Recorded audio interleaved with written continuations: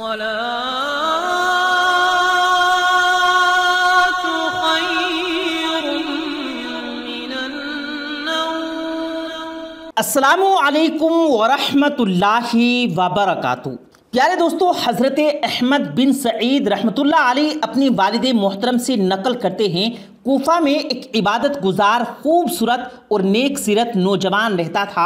वो अपना ज़्यादातर वक्त मस्जिद में गुजारता और हर वक्त याद इलाही में मशगूल रहता। एक मरतबा एक हसीन व जमील और अक्लमंद औरत ने उसको देख लिया। देखते ही वो उस पर आशिक हो गई और उसके ख्याल में गुम रहने लगी। बिलाखिर जब मोहब्बत शिद्दत इख्तियार कर गई तो वो रास्ते में खड़ी हो गई। कुछ देर के बाद वो नौजवान मस्जिद की तरफ जाता दिखाई दिया। वो उसकी तरफ लपकी और कहा, नौजवान, मैं तुझसे एक बात करना चाहती हूँ, मेरी बात सुन ले, फिर जो चाहे करना। इस शर्मो हया के पेकर नौजवान ने जब एक गैर महरम औरत की आवाज़ सुनी तो उसकी तरफ मुतवज्जे ना हुआ और निगाहें झुकाते हुए तेजी से मस्जिद की तरफ बढ़ गया।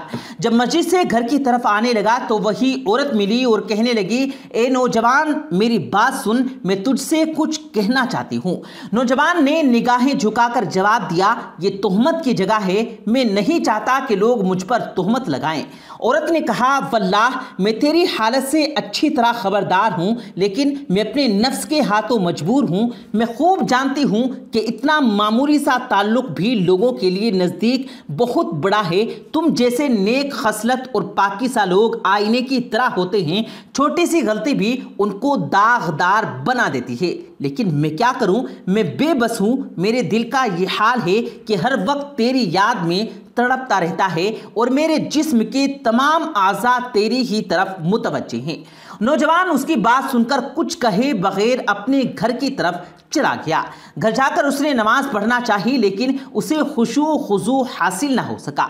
बिलाखिर उसने एक ख़त लिखा और बाहर आया तो देखा कि वही औरत उसी जगह खड़ी है। नौजवान ने जल्दी से वो ख़त उसकी तरफ फेंका और वापस चला गया। औरत ने ख़त उठाया और बेताब होकर पढ़ने लगी। ख़त में लिखा था कि अल्लाह के नाम से शुरू करता हूँ। ए औरत, ये बात अच्छी तरह जहन नशीं कर ले कि बंदा जब अल्लाह की नाफरमानी करता है तो अल्लाह पाक उसको दरगुजर फरमाता है। जब दोबारा गुनाह करता है तो अल्लाह पाक उसकी पर्दा पोशी फरमाता है, यानी उसके गुनाहों को छुपाता है। लेकिन जब बंदा इतना नाफरमान हो जाता है कि गुनाहों को अपना ओढ़ना बिछोना बना लेता है तो अल्लाह पाक उससे सख्त नाराज हो जाता है और अल्लाह की नाराजगी को ज़मीन व आसमान, पहाड़, शजरो हजर कोई भी बर्दाश्त नहीं कर सकती। फिर किसमें हिम्मत है कि वो उसकी नाराजगी का सामना करे। ए औरत, अगर तू अपने बयान में झूठी है तो मैं तुझे वो दिन याद दिलाता हूँ जिस दिन आसमान पिघल जाएगा, पहाड़ रूई की तरह उड़ जाएंगे और तमाम मखलूक अल्लाह के सामने घुटने टेक देगी। अल्लाह की कसम, मैं अपनी इस्लाह में कमज़ोर हूँ, फिर भला मैं दूसरों की इस्लाह कैसे कर सकता हूँ। अगर तू अपनी बातों में सच्ची है और वाकई तेरी कैफियत वही है जो तूने बयान की, तो मैं तुझे एक ऐसे तबीब, एक ऐसे डॉक्टर का पता बताता हूँ जो इन दिलों का बेहतरीन इलाज जानता है, जो मर्ज़ इश्क की वजह से ज़ख्मी हो गए हों और उन ज़ख्मों का इलाज करना खूब जानता है, जो रंजो गम की बीमारी में मुब्तला करते हैं। जान ले, वो तबीब हकीकी अल्लाह है। तू सच्ची तलब के साथ उसकी बारगाह में हो जा।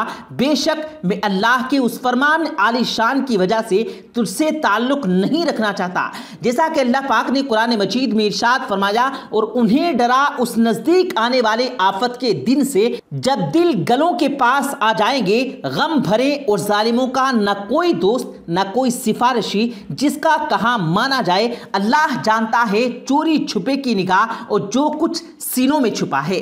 ए औरत, जब ये मामला है तू खुद सोच ले कि भागने की जगह कहाँ है और फरार क्यों कर मुमकिन है। औरत ने खत पढ़कर अपने पास रख लिया। कुछ दिन बाद फिर उसी रास्ते पर खड़ी हो गई। जब नौजवान की नजर उस पर पड़ी तो वो वापस घर की तरफ जाने लगा। औरत ने पुकार कर कहा, ए नौजवान, वापस न जा। इस मुलाकात के बाद फिर कभी हमारी मुलाकात न होगी सिवाय उसके कि बरोज़े क़यामत अल्लाह की बारगाह में हमारी मुलाकात हो। दो। इतना कहकर वो जोर जोर से रोने लगी और रोते रोते कहने लगी, जिस पाक परवरदिगार की दस्ते कुदरत में तेरे दिल के इख्तियारात हैं, मैं उसी से सवाल करती हूं कि तेरे बारे में मुझ पर जो मामला मुश्किल हो गया वो उसे आसान फरमा दे। फिर वो औरत नौजवान के करीब आई और बोली, मुझ पर एहसान कर और कोई ऐसी नसीहत कर जिस पर मैं अमल कर सकूं।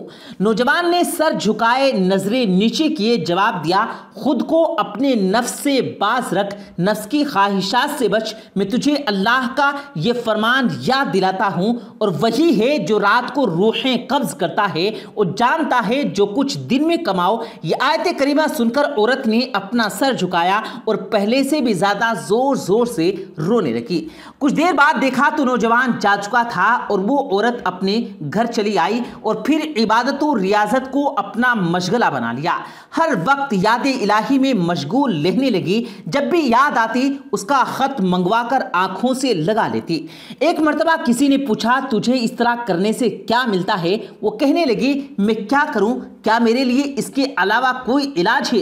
वो दिन भर याद इलाही में मसरूफ रहती। जब रात होती तो नवाफिल अदा करती और बिल आखिर इसी तरह इबादत और रियाजत करते करते इस दुनिया फानी से रुखसत हो गई। प्यारे दोस्तों, एक लम्हे के लिए आप खुद को उस नौजवान की जगह रखकर सोचिए, अगर आप उस नौजवान की जगह होते तो क्या करते? इस दौरान आपके जहन में जो पहला ख्याल आएगा बस वही आपके ईमान की गहराई है कि आपके ईमान का दर्जा क्या है। अगर मैं अल्लाह को हाजिर नाजिर जानकर कहूं तो शायद 90% हम लोग इस गुनाह के शिकार हो जाते हैं। क्यों? क्योंकि उसका दारोमदार हमारे ईमान पर है और हमारे ईमान का आजकल के दौर में क्या दर्जा है सब जानते हैं। और क्या ही अजीम लोग थे वो जो कि बुराई का बदला भलाई से देते थे, शैतानी चालाकियों और शैतानी वार को रहमानी ताकत से शिकस्त देते थे। जैसा कि आपने आज की इस वीडियो में देखा कि वो नौजवान शैतान की चाल में नहीं फंसा बल्कि शैतान की चाल को रहमानी ताकत से शिकस्त देकर एक बदकार औरत को अल्लाह के रास्ते पर डाल दिया। एक गुनहगार औरत की जिंदगी का नक्शा ही बदल डाला, सिर्फ इसलिए कि उसका ईमान अल्लाह पर था। उसने न सिर्फ खुद को गुनाह से बचा लिया बल्कि एक भटकी औरत की जिंदगी को अल्लाह के रास्ते पर डाल दिया। अल्लाह मेरी, आपकी और हम सब की जिंदगी को ईमान की ताकत अता फरमाए। अल्लाह पाक हमारे सीनों को अपनी मोहब्बत से भर दे और हमें शैतान के फरेब से अपनी पनाह में रखे। आमीन सुम आमीन।